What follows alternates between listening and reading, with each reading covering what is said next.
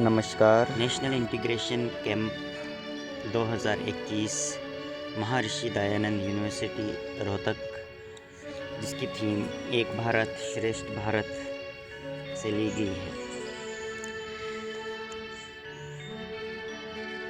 NSS द्वारा कराया गया ये कैंप इस साल बड़ा महत्वपूर्ण रहा है हमारे लिए। कहते हैं जो पानी से नहाते हैं वो सिर्फ अपना लिबास बदलते हैं, जो पसीने से नहाते हैं वो अपना इतिहास बदलते हैं। आइए, स्वागत है। मैं एनएसएस वॉलंटियर आंचल सिंह जीजीएम साइंस कॉलेज से बिलोंग करता हूं और क्लस्टर यूनिवर्सिटी ऑफ जम्मू से एमएससी कर रहा हूं। मैंने अपना एनएसएस का सफ़र 2017 में शुरू किया हुआ है। मैं स्पेशली थैंक्स कहना चाहूँगा एमडी यूनिवर्सिटी, जिन्होंने हमें यहाँ आने का मौका दिया। सबसे पहले दिन कि हम 19 नवंबर 2021 को महर्षि दयानंद यूनिवर्सिटी में दाखिला हुए। हम अपने आप को बड़ा गर्व महसूस करते हैं कि हमें देश के लिए, राष्ट्र के लिए कुछ सेवा करने का मौका मिल रहा है। तो हमने सबसे पहले आके रजिस्ट्रेशन करवाई। रजिस्ट्रेशन बड़े आराम से हुई। फिर दैन दीपक भाई ने हमें खाना खिलवाने के लिए ले गए।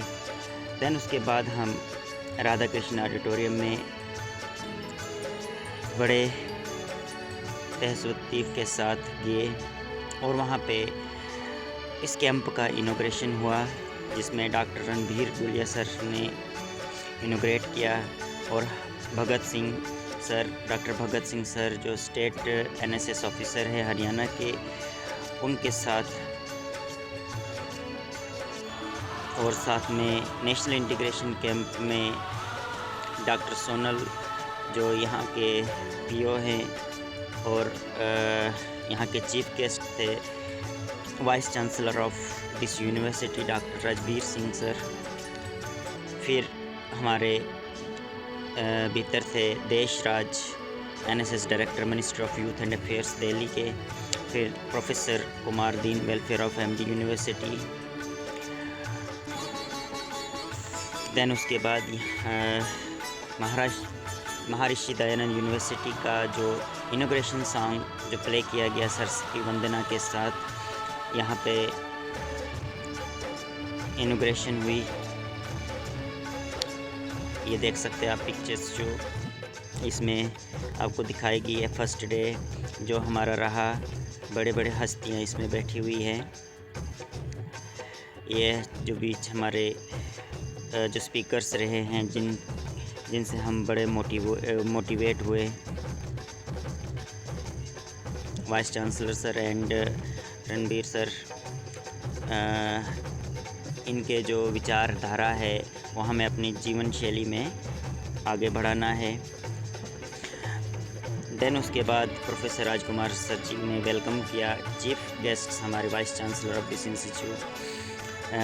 देन उसके बाद डॉक्टर राजबीर सिंह जो यहाँ के सेल कोऑर्डिनेटर हैं।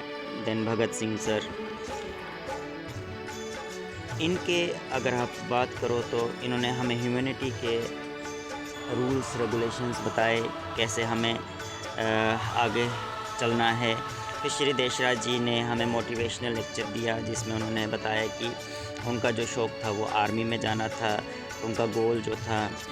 फिर देन उसके बाद उन्होंने 30 से 40 कॉम्पिटिटिव एग्ज़ाम्स दिए, बट वो स्टिल कहते हैं कि जो आपको मिलता है उसमें ही खुश रहना चाहिए आपको।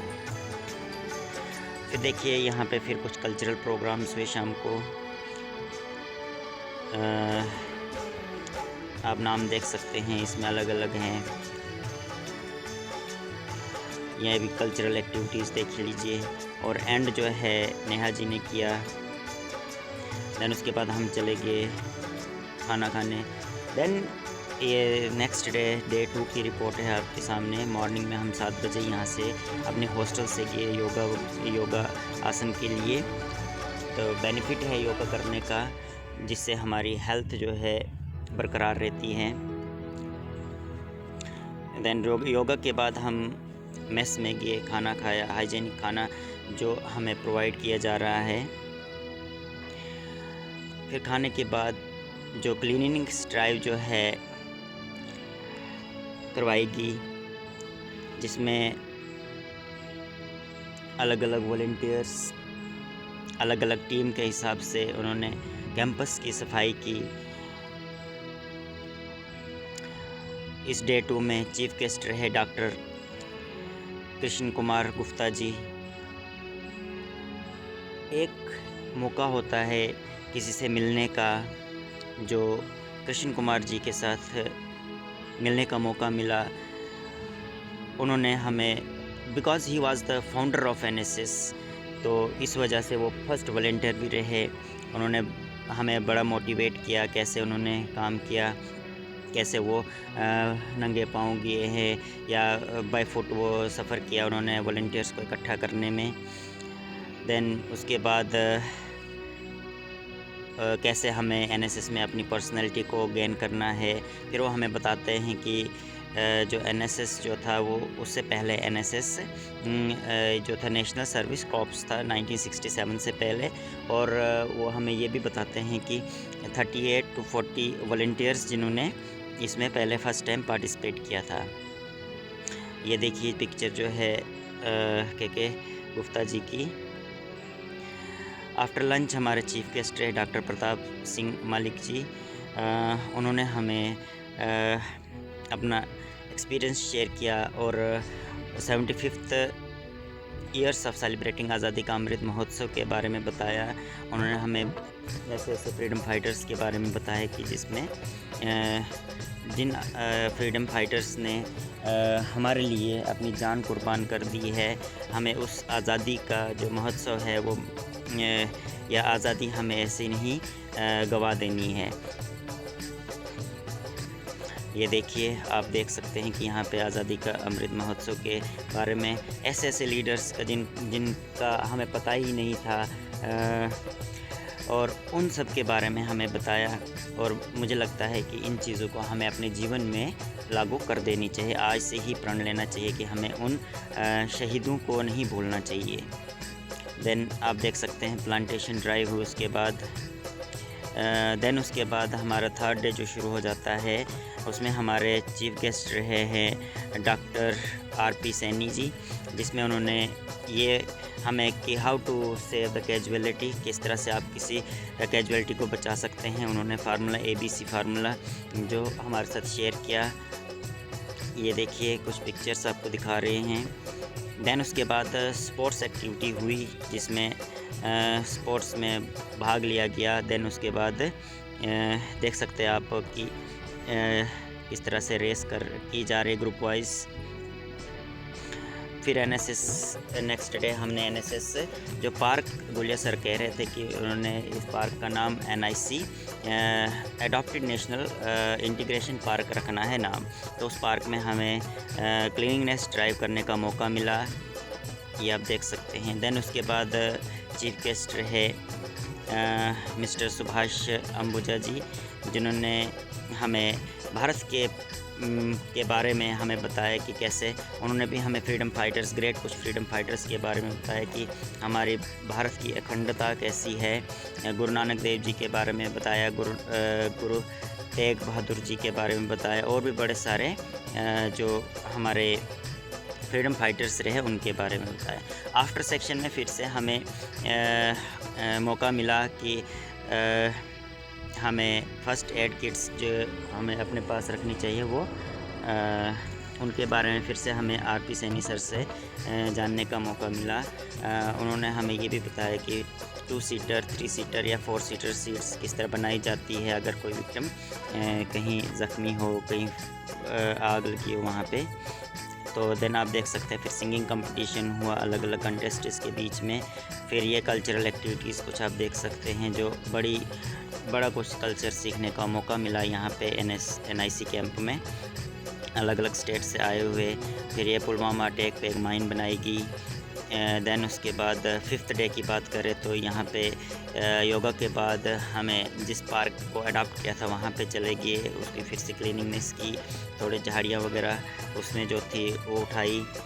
देन उसके बाद हमारे जो चीफ़ गेस्ट रहे डॉक्टर आशीष दहिया सर, जिन्होंने हमें बड़ा सही लगा उनका लेक्चर, जिसमें उन्होंने बड़ा मोटिवेट किया हरियाणा कल्चर के बारे में, हेरिटेज, उनका खाना पीना, रहन सहन, सब कुछ उन्होंने कैसे हमारे साथ शेयर किया। देन फिर यहाँ की लिटरेसी कितनी है, 76% है, पॉपुलेशन है, डिस्ट्रिक्ट्स है, एरिया वगैरह वेदास के बारे में बताया गया। और यहाँ का जो फेमस करेक्टर ताऊ, और उन्होंने ये भी बताया कि यहाँ पे कोई भी शेड्यूल ट्राइब जो है यहाँ पे नहीं है। आफ्टर लंच के बाद हमारे बीच KP मेहल सर रहे, जो लॉ डिपार्टमेंट से बिलोंग करते हैं, जिन्होंने हमें लॉज के बारे में बताया, एक भारत श्रेष्ठ भारत कैसे बनाना है, कल्चर एक्सचेंज कि भारत एक सांस्कृतिक देश है जिसमें अलग अलग कल्चर मिले हुए हैं, और फिर भी हम कामना करते हैं कि हमारा एक भारत श्रेष्ठ भारत सबसे ऊपर रहे। कुछ पॉइंट्स उन्होंने हमारे साथ डिस्कस किए थे, फंडामेंटल राइट्स, फंडामेंटल ड्यूटीज़, हमें कैसे अपनी डेवलपमेंट, साइंटिफिक डिग्निटी को डेवलप करना है, नेचर को कैसे सेफ गार्ड करना है, ये सारी चीज़ें उन्होंने हमें बताया है। देन उसके बाद पोस्टर मेकिंग कंपटीशन हुआ, और पोस्टर मेकिंग कंपटीशन के बाद स्टेट वाइज सभी स्टेटों का अलग अलग डांस है। देखिए आप कैसे देख सकते हैं, गुजराती डांस है, तेलंगाना का है, असम का है, देन उसके बाद जम्मू कश्मीर, देन उसके बाद देखिए अलग अलग तरह के यहाँ पे आपको डांस देखने के मिलते हैं। पंजाबी आ गया, फिर हिमाचली आ गया, हरियाणवी आ गया, देन उत्तराखंडी आ गया। तो इस तरह से फिर आज मॉर्निंग में जो रैली निकाली गई एक भारत श्रेष्ठ भारत की, इसी के साथ मैं सभी को धन्यवाद कहना चाहूँगा।